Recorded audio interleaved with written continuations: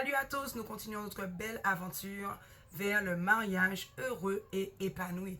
Oui, c'est possible de s'épanouir ou de vivre un mariage heureux et épanoui. Mais c'est comme pour toute bonne chose. Il y a des principes, il y a des règles à mettre en place ou il y a des arts à développer lorsqu'on veut jouir du meilleur ou bien faire sortir le meilleur de toutes choses en fait. Dans le sport, dans l'entreprise, il y a toujours des principes en tout et il y a des choses à développer et à apprendre. Et bien dans le mariage, c'est exactement la même chose. Pareil qu'une belle randonnée, sans les bons outils, on peut vivre le pire cauchemar dans le mariage. Donc c'est pourquoi nous continuons sur notre série concernant la communication. Dans le couple, comme je l'ai dit, c'est l'un des plus gros problèmes évoqués par ceux qui se séparent, qui divorcent. Et c'est le problème de la communication. On ne se comprend pas, on n'arrive pas à comprendre l'autre. Donc, je vous ai dit que je vais partager avec vous 10 clés qui vont vous permettre de rétablir la communication, de pouvoir aussi amener de la sérénité dans vos communications et vous permettre de progresser positivement dans votre couple. Donc, aujourd'hui, nous continuons avec cette troisième clé. Donc, la troisième clé aujourd'hui, c'est la communication verbale. Juste avant, nous avions vu la communication non verbale et la première clé, c'était éclaircissez vos pensées.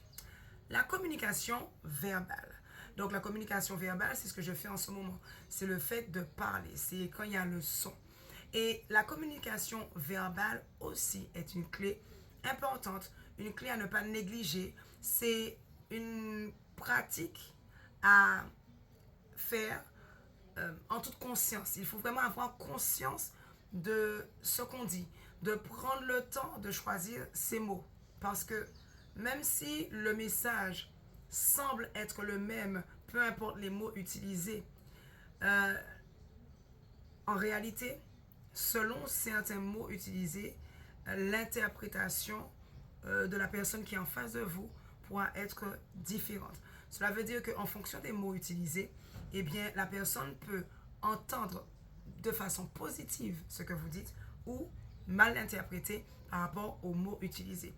Donc, pareil que le langage non verbal, il est important de soigner son langage verbal.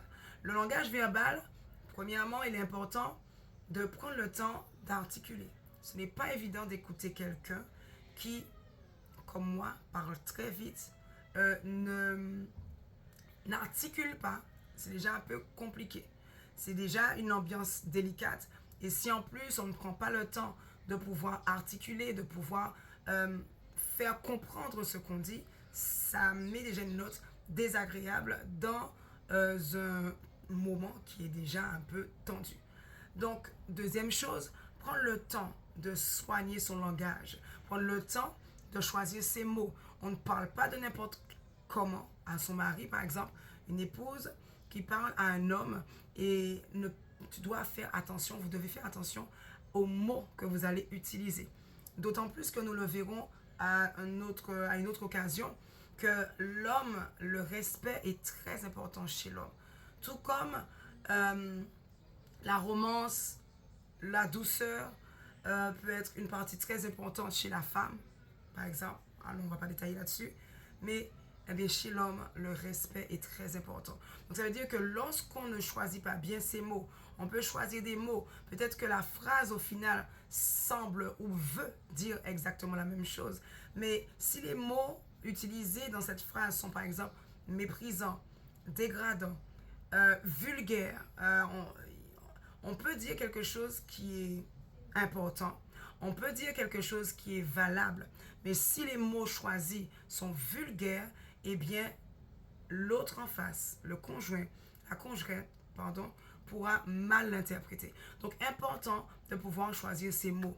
Autre point encore important lorsque vous parlez à votre épouse, à votre époux, il est important de pouvoir utiliser le plus souvent que possible le je. Ne pas dire tu. Parce que le tu va créer un filtre. Nous allons voir cela dans la prochaine clé, du moins la clé suivante. Parce qu'avant ça, nous allons voir d'abord la communication écrite. Et Donc, il est important de pouvoir choisir ses mots, de pouvoir vraiment prendre le temps vraiment d'utiliser le terme je au lieu de tu. Pourquoi? Le tu va réveiller certains filtres, va mettre en place certains filtres qui vont biaiser la compréhension de votre message. Cela veut dire que votre message sera mal interprété parce que vous utilisez le tu. Le tu rappelle l'accusation. Donc c'est important de formuler ces phrases en faisant votre mieux pour utiliser le je. Exemple de notre fameuse chaussette. Au lieu de dire tu jettes toujours tes chaussettes par terre, tu es ci, tu es ça, il est mieux de le dire et de dire, je vais dire autre chose tout à l'heure, parce qu'il y en a peut-être que j'entends qui vont dire que oui, mais on va pas brosser, on ne perd pas le temps. C'est exactement la même chose. Mais, et je vais pas faire d'effort parce qu'il n'a qu'à comprendre. Oui, j'entends bien tout ça. Sauf que l'objectif quand même, c'est de rétablir la communication. L'objectif quand même, c'est de pouvoir avancer ensemble. Donc, il est important de pouvoir soigner quelques détails pour pouvoir justement garder la communication ouverte, pour ne pas qu'il y ait de filtre, pour ne pas qu'il y ait une barrière qui se crée, qui fait que vous alliez parler tout seul ou toute seule pendant des heures sans que l'autre vous écoute ou bien vous entende. Donc, il est important quand même de soigner cela. Donc, je disais que faites au mieux pour utiliser le je. Dans notre exemple de chaussettes, il est mieux de dire, au lieu de dire tu jettes tes chaussettes par terre, tu n'es pas propre, il est mieux de le formuler de la façon suivante. Écoute, je ne me sens pas respectée, je ne me sens pas à ma place de femme ou je ne me sens pas considérée comme une femme par toi ou comme une épouse par toi lorsque tu jettes tes chaussettes par terre.